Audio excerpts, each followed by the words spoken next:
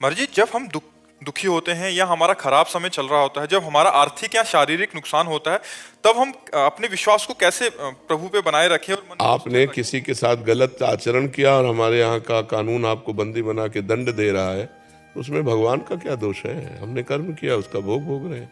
ऐसे अनेक जन्मों से हमारे कर्म होते चले आ रहे हैं, तो उसमें भगवान का विश्वास अविश्वास थोड़ी। हम, वो तो विधान है, वो तो कानून है। तो ऐसे कानून, भगवान भी कानून के अंतर्गत है। जो भगवान ने कानून बना दिया, उस कानून के अंतर्गत भगवान भी है। जैसे राष्ट्रपति हो या प्रधानमंत्री हो, हमारे भारतीय संविधान के विरुद्ध आचरण बन जाए तो उनको भी जेल जाना पड़ेगा, नहीं जाना पड़ेगा? तो ऐसे भी भगवान ने व्याध की तरह छुपकर बाली को मारा, तो कृष्णावतार में अंतिम समय व्याध ने भगवान के चरण में बाण मारा। कानून के बाहर नहीं है, जो कानून बना दिया उसके अंतर्गत है। तो हमारे लोगों के जन्म जन्मांतरों के पाप हैं, जो हमें दुख, विपत्ति, संकट और हमारी जो उन्नति है उसमें वो बाधा पहुंचाते हैं। उन्हीं के नष्ट करने के लिए तो हम प्रार्थना करते हैं कि नाम जप करो, अच्छे कर्म करो, दूसरों को सुख पहुंचाओ, जिससे तुम्हारे पाप कर्म तुम्हें परास्त न कर पावे। अब भजन करोगे नहीं। अब जैसे बहुत से लोग हैं, मुर्गा बकरा मांस खाते हैं, शराब पीते हैं, पराई माता बहनों से व्यभिचार करते हैं, और जब उनको संकट आता है तो भगवान को कोसते हैं। तो इससे भगवान क्या करें? आप हमें बताओ। तुम्हें खेती दे दी गई, बीज दे दिए गए, अब बम्बुल बो कि दाग छुहारा बो, ये तुम्हारी बुद्धि की बात है। अब वो बम्बुल और चाहो दाग छुहारा, तो ऐसा तो नहीं हो सकता। ऐसे ही करो कर्म असत पाप कर्म और फल चाहो सुख, तो ऐसा नहीं हो सकता। अच्छे कर्म का फल अच्छा होता है, बुरे कर्म का फल बुरा होता है। वो बुरा कई रूप धारण कर लेता है, कभी अपमान रूप धारण कर लेता है, कभी असफलता रूप धारण कर लेता है, कभी विपत्ति रूप धारण कर लेता है, कभी विनाश रूप भी धारण कर लेता है। उसी से बचने के लिए हम कहते हैं नाम जप करो, भगवान की आराधना करो। तो जैसे मुकदमे में हम हार गए और हमको फांसी की सजा मिली, अब कोई उपाय नहीं कि आपको फांसी से बचाया जा सके, तो एक उपाय है, राष्ट्रपति से क्षमा याचना।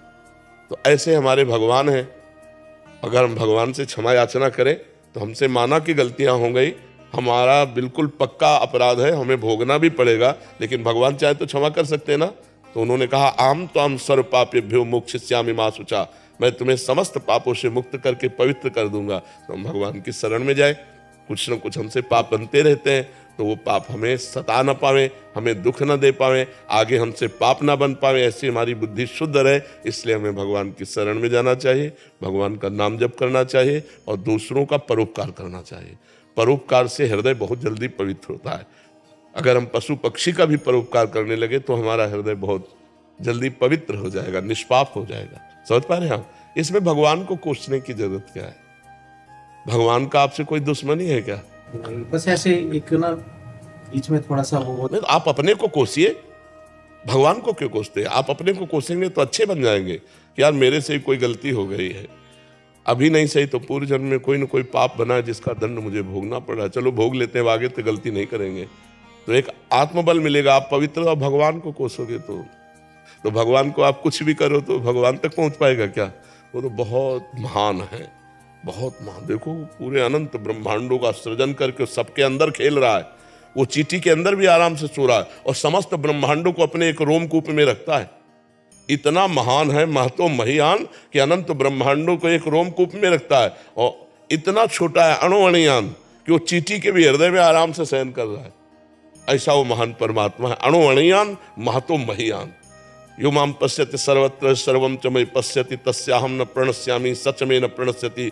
जो सर्वत्र श्री भगवान को देखता है, सबको श्री भगवान में देखता है, वही वास्तविक देखता है।